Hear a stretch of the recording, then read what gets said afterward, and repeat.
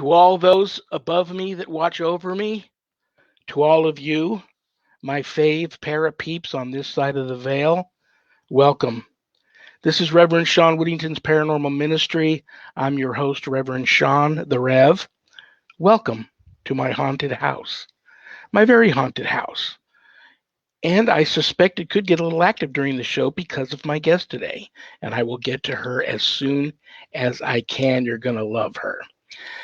But first, I wanted to tell you a little story, quick one. A client of mine reached out to me a few weeks back, a very elderly gentleman, battling some pretty severe health issues, and everybody's gone in his life. All his family members have gone on to heaven. All of his close friends that he's known all his life have gone on to heaven. He's by himself, feels like, there's nobody he can confide in who'll help him with things, a buddy, so to speak. Knowing that he was of Scotch-Irish descent, knowing that he was raised in a Catholic Christian family, I recommended to him, why don't you adopt a saint? Can't hurt. So he said, well, what saint do I adopt? And why would I be adopting a saint? I said, just ask him to be your buddy and hang with you and help you through these trying times. So, of course, I recommend, no brainer, St. Patrick. I sent him a blessed silver St. Patrick medal, which came from the Vatican, touched and blessed by the Pope. Told him to wear it all the time. Told him to go to confession, go to Mass, get communion, and pray to St. Patrick. Tell St. Patrick that you're adopting him to be his new big brother, spiritual big brother, and to help him on his journey, the present journey he's on. So that was the last I had heard from him for a little while. And then I just recently, a couple of days ago, heard from the gentleman, and he wanted to thank me for, he said he did everything I told him to do to the T, to the letter. And he said his life has dramatically taken a 180 for the best, and he's doing so much better emotionally, psychologically. His faith is renewed. He made a couple of new buddies in the home. He's just doing really, really well, and that was great news for me because I was concerned about him. So about an hour after I speak with him, I'm rummaging through an old desk I haven't been in a while because I'm searching for something that I'm missing. And I come across this in a drawer I haven't been in for a while. This beautiful, solid bronze Celtic cross, which I knew I had, but I forgot I had it. And it's going to be part of my collection. I just have to figure out where I'm going to hang it because I've got crosses, wall crucifixes everywhere in the home here. But this was a sign to me. Maybe some of you out there are thinking I'm reaching, but this was a sign to me that St. Patrick is telling me all is well. Thank you for introducing me to another fellow brother in Christ, and I am now his new adopted big brother, spiritual brother, and I will be helping him, and so thank you. That's what I took this as. So that doesn't work for everybody, but if this story is speaking to anybody out there that is feeling they're going through the same sort of stuff this gentleman was, try it. Can't hurt. Doesn't matter what religion you are. Go online, pull up the saints, read about some. You might be surprised. There might be one in there that his or hers life and what they stood for really speaks to you. And then adopt them and see what happens. You're bringing them in to your spiritual family to be part of that and to help your guardian angel, because some of us, believe me, our guardian angels are working overtime and they could use the help. So I feel it necessary for all of us to offer up a quick little prayer to St. Patrick before moving on. So here we go. In the name of the Father, and of the Son, and the Holy Spirit, amen. Dear St. Patrick, in your humility, you called yourself a sinner, but you became a most successful missionary and prompted countless pagans to follow the Savior. Many of their descendants, in turn, spread the good news in numerous foreign lands. Through your powerful intercession with God, obtain for us the missionaries we need to continue the work you began. Amen. Okay, guys, if there's anything you want to know about me and my wife and our ministry work, you can find out at our website, www.ghost-b-gone.biz. That's our website. When you go there to visit, remember my wife and I don't charge for our ministry work. I know times are tough, but if you notice the donate button and you're able to do so, click on it and send us in a small donation. I promise you, it'll be appreciated from the bottom of our hearts, and we will put it to good use, I assure you. In addition to being an ordained exorcist, I am also a certified spiritual advisor, intuitive coach. And if you are having issues of a spiritual nature, not paranormal, but just spiritual, and you'd like to speak to the Rev about those issues, you can make an appointment to speak with me there at the website. But don't leave the website without navigating back over to the page called the WSE course/book. On that page, you'll find the Ghost Store, and you'll find all kinds of cool things in there to purchase, like this awesome throwback ghostbegone.biz coffee cup, and a lot of other things. Hoodies, t-shirts, long sleeve, short sleeve, hats, whatever. If you go for that kind of stuff. But navigate down to the bottom of that page and you'll run into my new haunted autobiography, God, Ghosts, and the Paranormal Ministry. A true story inspired by spirit and divine intervention. And I quote, the scariest book I ever published. That was Annette Munich, owner of Stellium Books, my publisher. But please don't let that scare you off of purchasing a copy.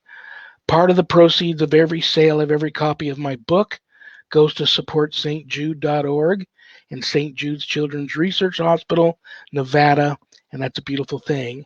And I just recently added a new one, which was also a no-brainer because I've been in the animal care industry most of my adult life. So I added the ASPCA to that. So you help the animals too. What else did I want to tell you? Oh, my course. A little bit further down on that page is the Worldwide Society of Exorcists, which I am a co-founder. I offer a 12-week college-level course, Introduction to Spiritual Warfare, through the WSE. And that's for all of you spiritual warriors, warriors for Christ, people that just hunger and feel a calling to want to have more knowledge on how to draw your line in the sand, make a stand, and put up a good fight against, God forbid, true evil comes calling. That's the course for you. All of my students that graduate get a stunning diploma, certificate of completion suited for framing, along with some other very special blessed items that you can only get from yours truly, the Rev. You can enroll in the course there at the website if you want to know more about it. There's a Worldwide Society of Exorcists Facebook page, and you can read more about it. But please keep my former, current, and future students in your prayers. Okay, the reason why you all tuned in, my guest. And in her honor, I'm going to offer up a special blessing for her. And I got this right out of the Lakota Sioux prayer book. And it's the prayer of Kateri Tekakwitha. Say that 3 times fast. In the name of the Father, and of the Son, and of the Holy Spirit, amen. Great Spirit, our Father, we remember our sister Kateri. She was one of us, the people of the land, this earth. It was you who led her to the woods and taught her the lessons of the cross. It was you who comforted her and strengthened her along the sacred path with our sacred way. Lead us to your love. Feed and strengthen us along her sacred way. Show us the way of Jesus, the way of Kateri. May it be our way as well. Amen. That's a beautiful prayer. And if you want to know more about Kateri Tekakwitha, she's the first Native American to be recognized and canonized as a saint in the Catholic Church. And her story is phenomenal if you care to follow up and read about her. But now, without further ado, my friend, psychic medium, paranormal experiencer, shamanic practitioner, you're going to love her, Brothers and sisters, please welcome to the show the one and only Lucinda Laughing Eagle Morel. Lucinda, are you with us today? I'm here. Hi, everybody. Okay, I'm going to get this out of the way first. I usually do this at the end of the show, but I'm going to do it now. I love you. I love your face. There's something about you that brings a very comforting feeling over me. I don't know what it is. And I even talked to Dr. Bruce about this once. He says you have the same feeling over him, and you can walk into a room and have that same type of feeling over everybody in that room. I think I finally put my finger on it, and I think I know what it is. You have one of those secret microwave mind melt weapons that you're using for good instead of evil. I do.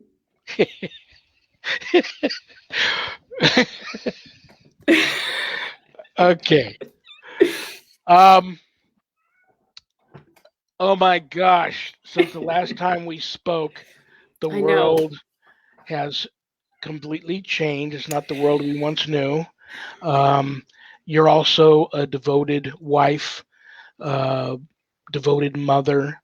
So, how has you, your family, everyone you love that's close to you, how has everybody been hanging in there during the pandemic, the lockdowns, not being able to go to school, all the craziness? How's everything going?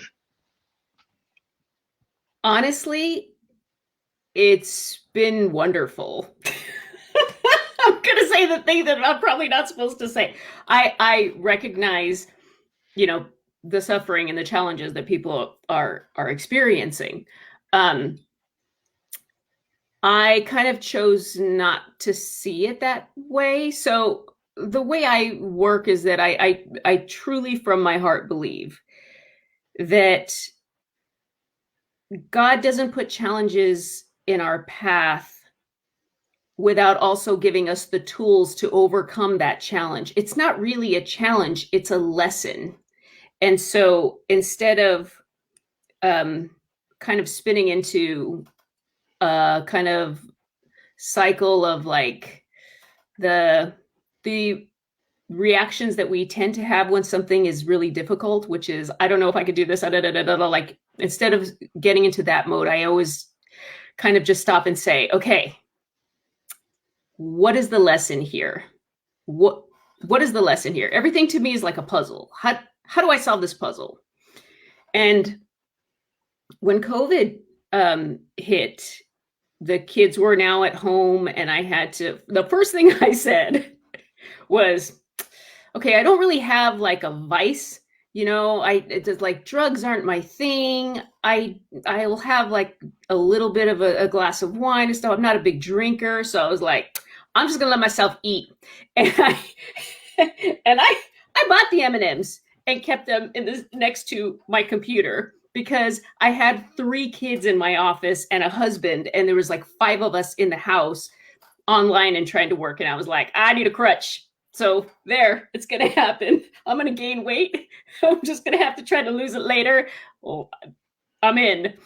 And so I gave myself that cushion, and then started to realize when I had the kids at home that without that rush of like, we need to go and here's this and get in the car and we have to and driving back and forth, I really got to know my children as little people, and I like them so much. And we enjoyed our company. It's because we were all we had, and we had to get along, and the brothers had to get along. I have 3 little boys, and so they were kind of forced to make it work. We all were. Yeah. And we had my husband and I had this epiphany. So we ended up living in the neighborhood and getting this big, beautiful house early. Like we always thought, you live somewhere and you kind of work up to this dream thing. And we were blessed enough to kind of get that early, but it was a lot of a rat race. And so I was doing an exercise that I kind of picked up and created early in 2019 or mid 2019 called Re-Examining the Contract. I thought I'm going to re-examine the contract on everything. And so I had to re-examine the contract on the story of where we live in our house and this family and this. And I thought that the rat race is not important. The family is important. And so we made a crazy decision. We sold our house and we bought a 5.5 acre vineyard in like Southern California near the desert in wine country. And so now we just decided, like, you know what?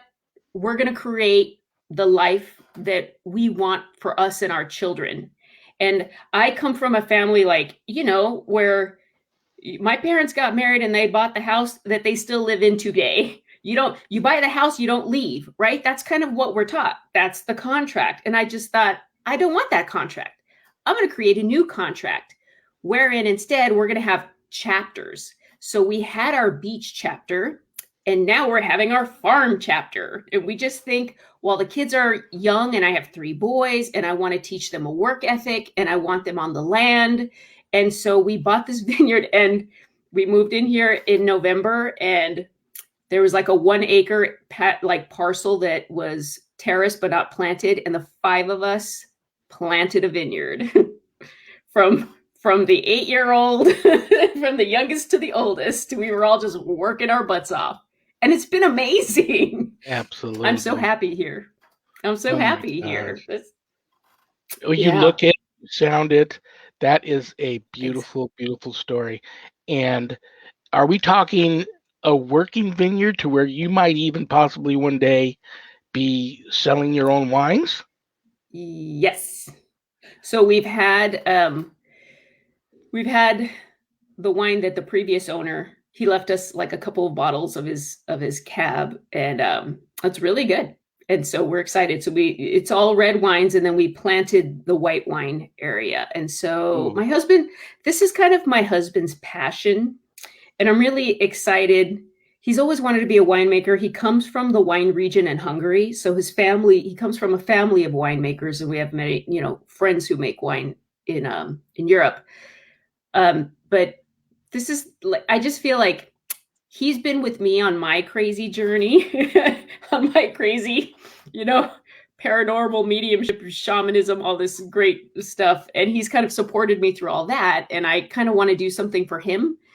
And this is it. And I just figured now, if we get laid off from work or something, this is also kind of the retirement plan. We'll do something fun and we'll just make wine, even if it's for our friends.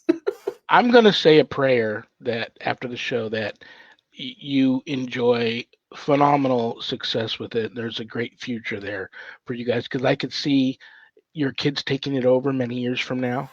Become a family thing that gets handed down through the generations. Do you have a name for it? I mean, I'm leaning, your husband, it's his thing, and I know he's from his homeland. It's different. I could see Laughing Eagle spirits. Oh, that's funny.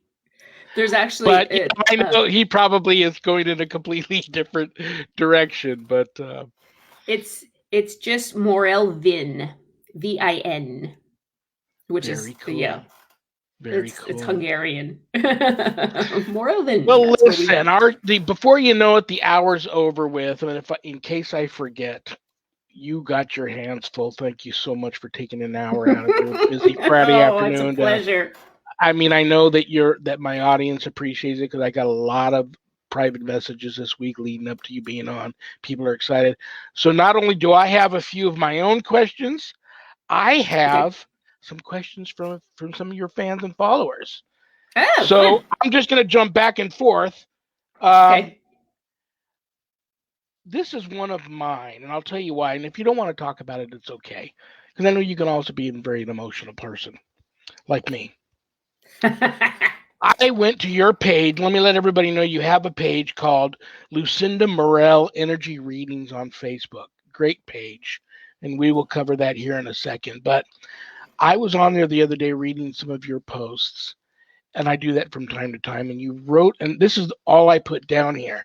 the world is in labor till 2026. And I read that whole story, and I think it ties in with this whole pandemic thing and how you made it work for you. And so many people are concerned with this whole thing. Either for those who have read the post and would love to hear a little more, or for those that didn't read the post, explain what you meant by that in that story that you put on your page.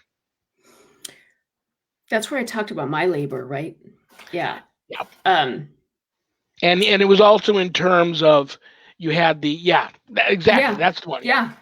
I compared it because it turns out, I have 3 kids, and I'm that crazy lady who has super fast labors, which means my doctors are always paranoid and like, don't have an elevator, baby. And so when I was in my child having years, there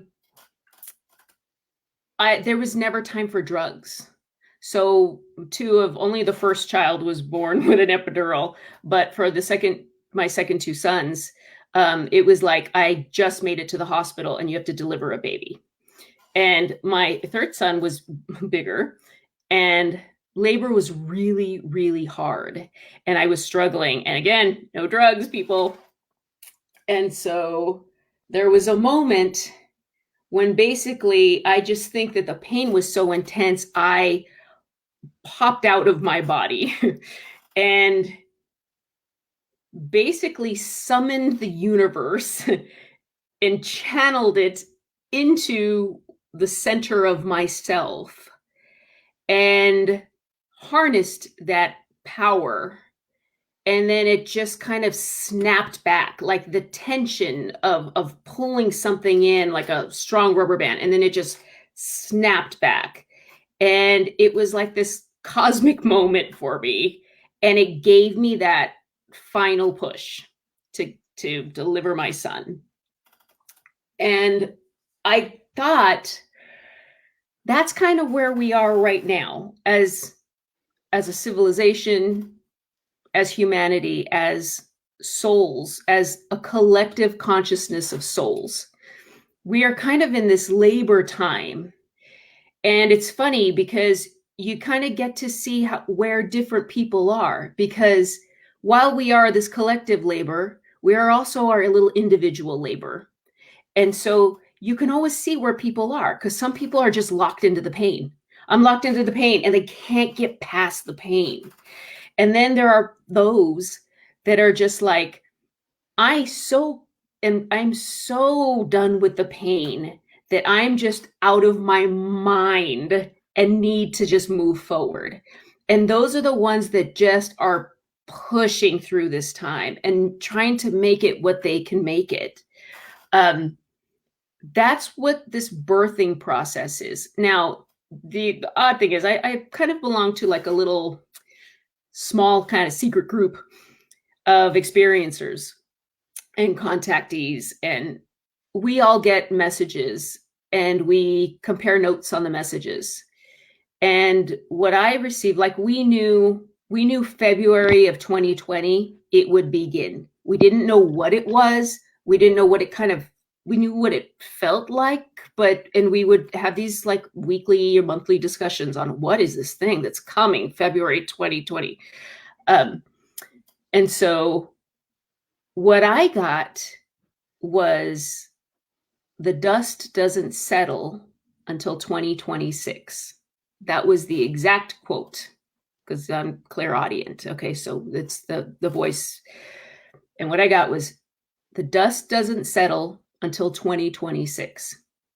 So what we're going to see is peaks and valleys and then repercussions. And that's just for informational purposes. We still get to decide what we do in that time, how we handle our situations collectively and individually. But I truly believe it starts with you. It starts with each and every one of us. It starts from the inside, working our way out. Because if you're just trying to look at all this external stuff and take it in, it's going to make you physically ill. We cannot handle everything that's going on out in that external environment. This is why you have a soul that is tethered and connected straight up to God. You have a direct connection with God, with Source. It's there for you to tap into so that you can navigate this time. It's your divine gift and blessing. And everything about what I'm doing now is just trying to get people to see that, because that's your intuition. Your intuition is your direct connection to Source. And the sooner you can find it, tap into it, work with it, understand it, know how to use it, you're going to be fine. And it doesn't matter what happens in the world. It doesn't matter. Very, very, very, very, very interesting. And as you're telling me this story, it's just I'm thinking of all the people that I've heard from, and the and a wide range of people, you name it, religious belief systems or not, race, what have you, all over the place. Like you, making it work. Many, I have to say, many more not making it work so much. Yeah. But that's so well said, and yeah. What I want to ask you next, and it kind of ties into that, your source energy. And I know many people like you, and I want to say hi to you for my guest from last week, Karen A. Dahlman. From Karen. Yeah, she wanted me to make sure I said hi. I love welcomed Karen. her to pop in and say hi to you today if she wanted to. But she's really busy. She's like you, very busy. I know. But your particular source energy that you tap into, what would you? Is it a variety of things? Is it just, for lack of a better term, a god, or is it a variety of entities? What is your particular source energy, do you feel? I am very discerning with my source energy. Call it the girl in me who kind of, grew up in the hood, but no. I'm very strict about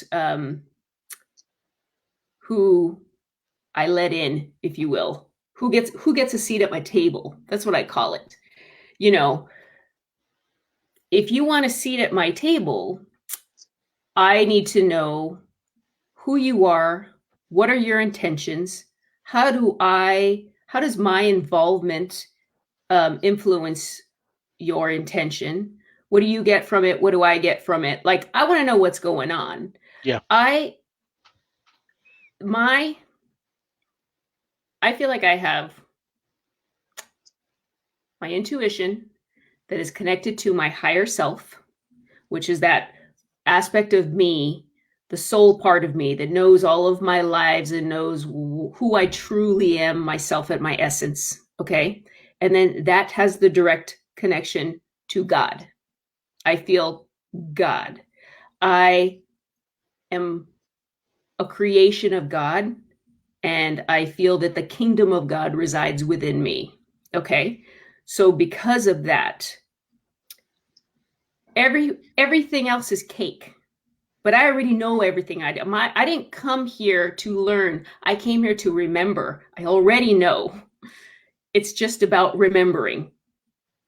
And so anything that wants to engage with me must be, and I always say, in accordance with my higher self. Everything from the angels to the devils, everything. You work with them first, because I know, and I am not too proud. I'm not proud enough, overly proud, or I don't have the ego to say, oh, I can handle it. I can't handle it. There are certain things that Lucinda in this physical body cannot handle. If I see it, I'm going to wet my pants. Okay. I know this about myself. There's no shame in that game. I will be the first to troll myself. Therefore, I work with my higher self. That's who you go to first if you want a seat at my table. And if you're allowed in, that way I know now that if I'm engaging with something, from the ugliest, scariest thing to the highest vibration, big thing, if you are at a seat at my table, it's because I can handle you. And with that, I'm totally relaxed and I can do the work I need to do. I can tell you that I have been kind of what's gotten me here is I have been in very scary situations where the fear is just, when the fear is at its worst, for me personally, I call Jesus because and I'll just speak from my own personal experience. I am yet to encounter a guardian, protector, benevolent, wise being of love. Like, to me, Jesus is the master of all masters. He sets the bar. And I only know that because when the stuff hits the fan and goes down, he's who I call. He's there in a second, or I guess I can say it or whatever you want to call it, the Christ consciousness, that thing. To me, it feels like an entity, and it feels like a relative, and nothing challenges it. It's just gone. Everything I've encountered, from the worst of the worst, nothing will touch that entity. And that entity wants to help me, and that's why I know it's hard for people to understand if you've never been in that situation. It's the same thing with being an experiencer and these people that are criticizing a lot of the UFO, UAP thing right now. Like, I get it. You have the luxury of disbelief. You've never been in those trenches. Until you have, then you know what works. And I can tell you from my own experience, that's what works. Well, you're right. It's all over the place. And unless you have been an abductee or a contactee or have many experiences, with unidentified flying objects and the like, people think that it's all of that's all from the same source energy, interdimensional travelers and all of that sort of stuff. So let's address that. I know that a lot of people have said, I want to know about her. A lot of people that are abductees and contactees, reach out when I have people like you on and want to know what that experience was, because they've had it too. They may not have come public with it, and I don't know why people in this day and age would still be so scared to come out with their stories. But two things recently have come to my attention which I didn't know before. One, and I don't know really who does these surveys, but I read a couple of surveys because I'm not that privy with what the different groups that have been around forever are. But latest surveys say, here's the most popular theory, not the only one, there's many, but the most popular theory is that these extraterrestrials that are being described by people that are contactees and abductees are us from the future. Right. So I was surprised that was one of the most popular theories. And then I heard a saying, which was new to me. I hadn't heard it before. But then when I reached out to the 20 people that I knew of on my list that were contactees, they were, oh yeah, we've heard that before, and we agree 100%. The other thing was an old saying: if you see a UFO, you've been on it. And that kind of blew me away because I've seen a few. And so let's start with what you feel about us from the future theory. If you've seen one, you've been on one, and let that lead into your contactee experience. So And then I've got another one I'm going to throw at you. All right. I might as well throw all of them at you right now. Yeah, let's do it. Here's the third one. The third one is that we're all abductees. We've all been abducted at one time or another, and because it's you relate to this, and they've already all given us our personal vision quests, but we're all abductees. And now I'll just take a seat back, and if you want to take the show to the end, I'll enjoy my diet blueberry green tea here. I like that mug, by the way. Thank you. You're catching me at a good time because I am writing a memoir. Well, you know what's funny? You never have bad times. You always say that. I never know you not to have a bad time. So, well, I've been in deep thought about this, and I've had to process this. So I'm writing this book, and I'm starting kind of in 2012 when I found out I was a medium, right? I'm just trying to document how it went down. And all of a sudden, I've been talking about writing a book for like decades. Well, it feels like decades, but for years. And now all of a sudden, what I call the muse of writing has just come to visit. And so all of a sudden it's just pouring out of me, right? So that's the timing or whatever. But I'm going with it, and I'm just like, I have to write because she's here. My little muse is here. And so I've been sequestering myself in the office of writing this book. And I break it down into sections, and the section, like the story of how I found out I was a medium, poured right out. The story of psychic school, which is finding out I was a medium and then figuring out like, what do I do with this? And then going to psychic school, poured right out. And then shaman school, finding out about this shamanic thing. Now the shamanic practice came into my life at the same time that I realized I was an experiencer from my father's results, maybe, but connected to my father's abduction experience and this generational, possibly abduction or contactee kind of thing, and my role in that. And that is when kind of the record scratched and it just kind of stopped. And I was having this conversation with myself yesterday and just thinking, Lucinda, you have seen and experienced crazy things that defy all logic. Why is this UFO thing why is this ET thing such a hard conversation for you? And it's like I'm writing, and then it gets to the ET stuff, and I'm going to go make lunch for the kids, but they're not hungry. I'm going to go water my plants. Like, I keep making these excuses. And it's because it's been with me my entire life. And mediumship has too, and all the entities and the spirits and everything. But it's really hard to reconcile contact. And that's because it's a whole other life.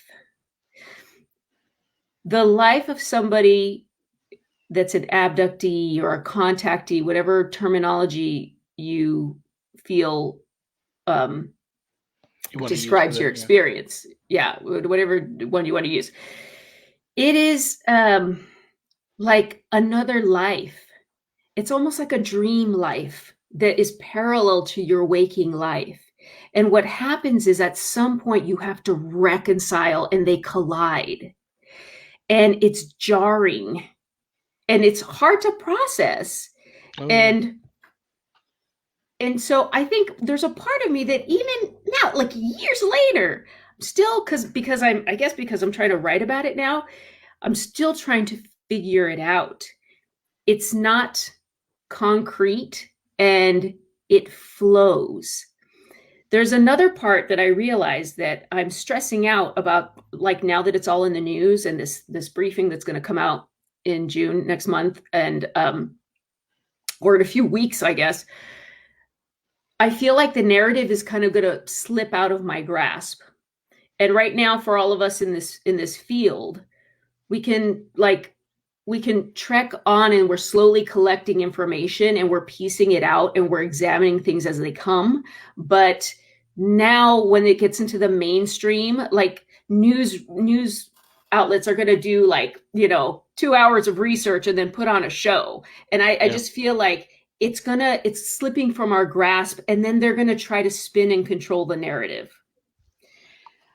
I will say, from my personal experience, yes, I have felt the ones that everyone says are all love and light. Yes, I have felt the ones that are not. I maintain sovereignty. Again, me, my higher self, God. I'm not buying into any of it. I have arguments with friends because they're like, but they're such loving beings. And I said, they're also intelligent beings that can manipulate your feelings. Absolutely. No, I'm out. Okay. I'm not buying in. Like, again, I will be respectful. I will listen to anything anyone has to say, but my body and soul are mine, and I call the shots. And since taking that stand, it's funny, I don't call myself an abductee, although I have been taken, because what my intuition, inner voice tells me, not someone else, that comes from a different auditory plane, but what my internal heart tells me is, they don't take you, you go. I don't know what that means. But I trust that it's for a reason. I believe that everything attached to you too is all part of that.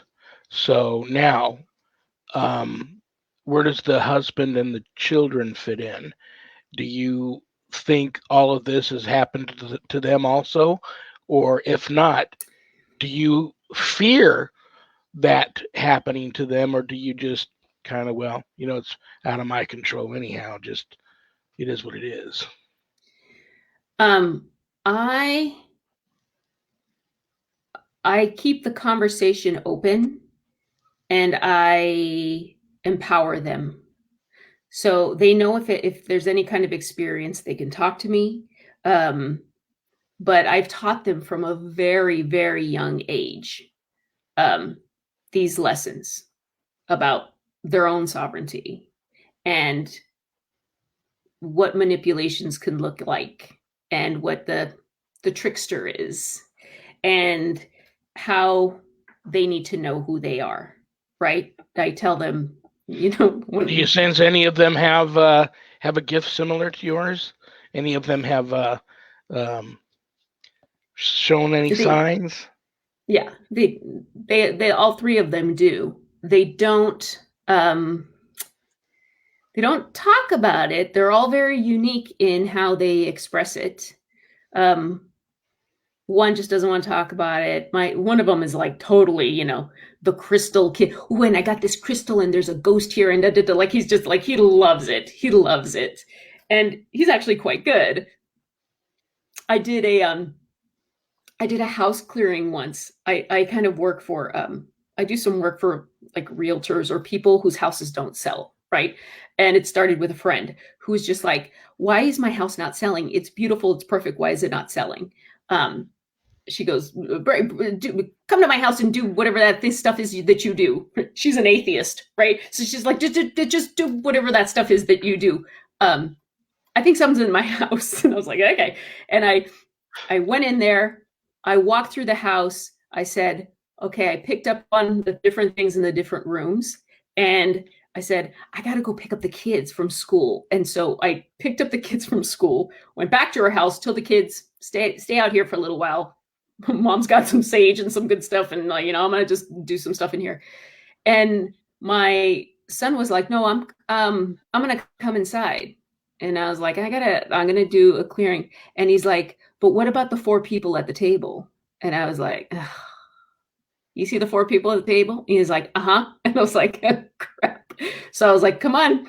And he did the clearing with me. And I, gave him his stuff and told him what to do. And he picked up on everything in every room that I had picked up on.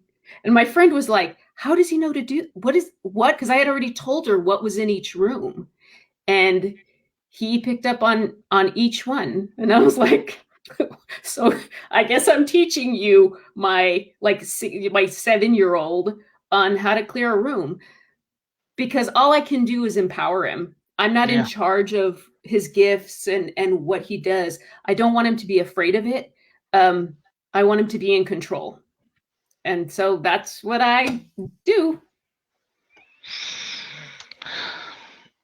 What were the other questions? Yeah, he's going to be a handful, and that's going to be cool. I mean, perfect. He's in a perfect situation to be in, to have a mother like you.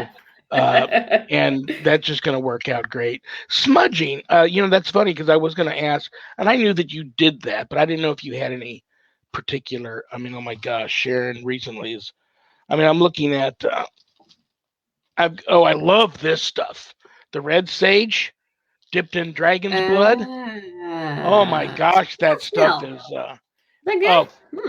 phenomenal.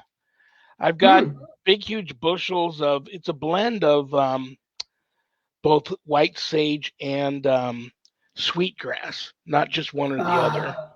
Then I'll be honest, I got lazy. I was taking, big chunks of frankincense and myrrh in my incense burner to places, and, crushing the stuff up and breaking the charcoal in there and dumping the stuff in and lighting and all that. But then when I'm all done, first of all, that was a pain in the butt. And then when I was all done, people always was like, sometimes pain in the butt or not, certain situations, I bite the bullet and I bring all the heavy artillery. But then when I'm all done, people are like, well, what do I do to continue to do this? So Sharon started buying me from the Holy Land these incense sticks. Frankincense and myrrh, blessed incense sticks, frankincense and myrrh. Are they the little cone ones? No, there's regular incense sticks, and I've got Palo Santo incense stick. Yeah. And what I did was they smoke nice. It's all in the intention. I still use it around the house. But when I'm all done, I leave a couple with the client, and they love that. Perfect. They can stick it in a cup and put it in an ashtray and light it, done deal, and walk through the house with it, and it's easy. And I have something I can gift to them and leave with them. And it's a token. And that worked out. Let me see what else. I want to get to a couple of fan questions so people don't get mad at me. Oh my gosh, what are we doing? 10 minutes left, and I still got about 15 fan questions here to ask you. So let me pick a good one here. I'm too chatty. I need to just answer a couple of them. Somebody wants to know. Somebody wants to know. Oh, I know what I'm. This is another one of mine. I know people are going to get mad at me. It's my. I can do whatever I want to do. It's my show. But they'll like this question. Para-unity. Many, many years ago, when Sharon, my wife, was at the peak of her illness, she was battling 3 very rare forms of cancer, which was brought on by an extreme demonic attack. And for years, we were, fighting for her life. And right after she originally was diagnosed, and I let it out, what was her issue to some close friends. A very good friend of mine who was a psychic medium here, she called a para-potluck. And she sent out invitations to all the paranormal teams here in town. They all met at a haunted park here in town called Fox Ridge. And everybody brought a favorite dish or two, favorite drink or two, adult beverage, whatever. And they also lit up the barbecues and stuff. And they had a nice big para-potluck, and all the teams intermingled and got to know one another. And then they had a huge prayer circle for Sharon, which I understand was phenomenal. Our paranormal community here, you would think it's huge in Vegas, and I know there's probably a lot of teams now, but there just doesn't feel like there's much unity. So I like to think that I'm creative, and I like to think that I think outside the box. I wanted to do something like that again, like a pair of potluck, but I wanted to, after I got all the teams together, I wanted to take each team, and some teams wouldn't have them. So I don't know how I would work that, still invite them or not, but I wanted to take each team's psychic medium and as a huge group do 2 or 3 indigenous themed group events. Like us all go and attend a ghost dance. Let's all go and attend a sweat lodge. Let's all go and attend a fire walking ceremony as a group. And hopefully each and every one of us have some astounding spiritual revelations and whatever. And I'm guilty. I've done one sweat lodge, which was phenomenal. And I've been blessed to be asked out on a couple of reservations to help their particular holy person with some issues that was being on his and her head. I was totally grateful for that. But I talked to my indigenous friends. One, I don't know, one indigenous person isn't full blown spiritual to the max, and some of them don't like to deal with the spirits, the spirit world. Right. That's its place. Don't mess with it. It's hard to get in that community. It's hard for me to, if I were to get a group of people like that together, I don't know if I can pull it off and get to a holy person of indigenous heritage to take us through all of that. That's hard. That's very hard. Okay, this is important. So I'm gonna jump in. Rev, you have to understand that they don't have a lot of people on the res have a trauma when it comes to Christ, because their entire culture, livelihood, their ancestors were horribly treated, if not killed, in the name of Jesus. Absolutely, yeah. And so it's a very delicate matter. And the approach is very delicate. And if I can tell you for many that I know, if you have Reverend or Rev in your name, they're going to want nothing to do with you, and they're not going to want you on their land. That's their sacred space. And so it can very easily get taken as you want to kind of it's like a cultural appropriation. You got to be really careful about the cultural appropriation of, I understand your intention and I understand where it comes from.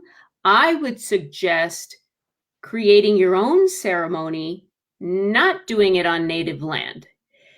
If as individuals you are invited, as an individual, if you are invited to partake in a sacred ceremony on a native land, count your blessings and do everything they ask you to do, and do not overstep. Do not overstep. I might be able to go to another Sundance this summer, and it's the same thing. I'm going to go in there as a guest, and I'm going to be a good guest, and I'm going to just keep my mouth shut, and I'm going to do the thing, because to be there is the gift. Yeah, absolutely. Yeah.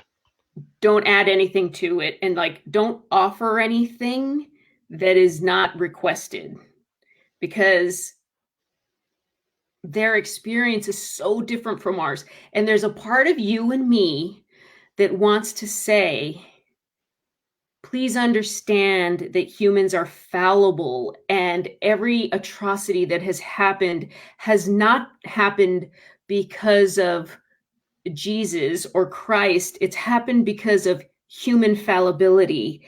And that is where forgiveness is so important, and compassion, understanding, and like that's what we ask. But if it is not, that's our invitation. But if it is not accepted, we must take that and back off. Absolutely. And I don't so love it. all but that's what I've it done is. was put my feelers out, and like I said, I'll let the dominoes fall where they will. I Yeah. did truly take it as a blessing the couple of times I was asked out Oh, I'm sure. to nearby Yeah. Paiute reservations. It was but yeah, when I was there, you know, I did keep my mouth shut, and I did what I could. When I was asked, "What do you think? Yeah. What should the next move be Give your here?" opinion. I'm stuck. I did, but yeah.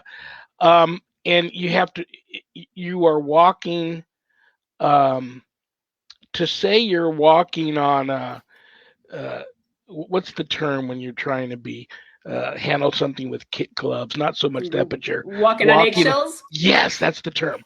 Yes. Around them, because Yes. you you can so easily offend them, and so I'm hoping something like that happens, because sure, there's people out there that do all that. There's regular people like you and me that have learned how to do those things, and they give group sweat loss Yes. sessions and fire walking and ghost dances, but it's not Yes. legit. I know it's not legit in my heart. I know it's not It's legit. not. So yeah, yeah. I'm Sorry. trying to go back. It's like my producer Adrian this past weekend was right where my father was born and raised, and he was born and raised basically in Oklahoma when it was Oklahoma Territory. It wasn't even a state yet, and he was Yeah. raised on a Wyandotte Indian reservation and has some of that blood in his blood, which Mhm. I assume some of that blood's in me. So that's probably why I so long for that relationship. But you're right, it's so I know that feeling. different, so different. Yeah. I hear you, and it's because, and this is what I say, like, despite I was not raised on a reservation and not raised in the culture, but the songs of my ancestors sing in my blood. That's what I say. And you can't ignore the songs of your ancestors when they call you and they say, go do ceremony. You go and you have to make it happen. It's your obligation to your ancestors. And they get that because they know that, right? That's the calling. And your job is to just answer the call. Oh my gosh, I don't even want to look down at my watch again, because I already did, and I already know that my least favorite time of the show is here. And This really did fly by. I did, and I've got like 3 questions off of my list to you. One of them was sort of half mine, half a fan. The rest of the fan ones I didn't get to, so I will get some loving hate mail. Not real hate mail, it's fake hate mail, but loving hate mail after the show. But I'll have Were you there a back. lot of questions?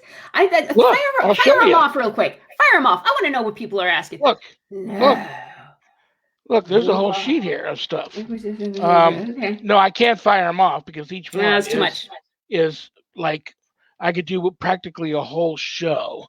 So, okay, real quick here before we go, and we're a minute left before we get cut off. Someone wants to know, is there any chance of you and Dr. Bruce bringing Timeless Esoterica radio show podcast back? Oh, I don't know. I'll ask Bruce.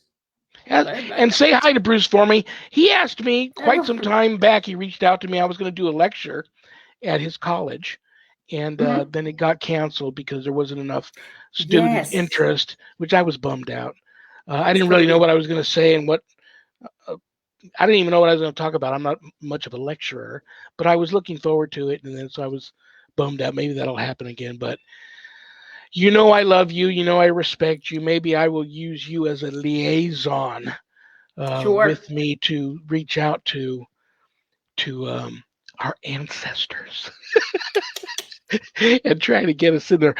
My yes or no is, would that be awesome to take the spiritual people from all of the, or many of the paranormal teams here, to represent our paranormal community here and do that, because we are smack dab in the middle of that type of feel here. Every case I work just about has something to do with the indigenous here. So anyway, I love you. I respect you. Give your husband a big hug. Give all your kids a big hug and a kiss. Same to you. Say hi to Dr. Bruce. And I will. His book just came out this week. Very, very cool. I will look for it. I will look for your book to be finished, and I will send more open dates for you later in the year to come back and visit with us, because there's so much more I want to talk to you about. Okay. Hey, I'm going to be in Vegas. I think next month. I think in June we're going to Vegas. Very cool. I might send you a message and say, Rev, come. Send us a message. Grab the wife and come and meet us for dinner or something. Send us a message. We'll see. Okay. My wife's a workaholic. She's 6 days a week, sun up to sundown. God bless her. I'm still at the same animal hospital part-time. We might be able to make it happen, but I love you. Hang in there. Okay. Do what you do. I will be in touch, okay? You too. See you later. Good night. See ya. Oh, brothers and sisters. I know, I'm sorry. I didn't get to more of your questions for Lucinda. I'll have her back, I promise. I want to thank my producer, Adrian Hart, a.k.a. Ghost Granny, Desert Heart Paranormal United Network. Mr. Last week, I had Rick Garner fill in for her. She was on a ghost hunt, which I have yet to sit down with her and talk to her about her adventures in Oklahoma, right where my father was born and raised. So thank you, Adrian, for all your hard work. Guys, if you like my show, go over to the Paranormal United Network Facebook Live page. They got a great lineup there. A lot of shows over there way better than mine. Check them out. What else do I want to say? Next week, I'm back with another, next Friday, cool dude alert. Co-creator and co-host of the very popular Three Beards podcast and paranormal experiencer himself, Mr. Craig Ansell, will be here next Friday, the 28th. Until then, brothers and sisters, stop the violence, stop the anger. Anger is just a punishment we put on ourselves for somebody else's mistakes.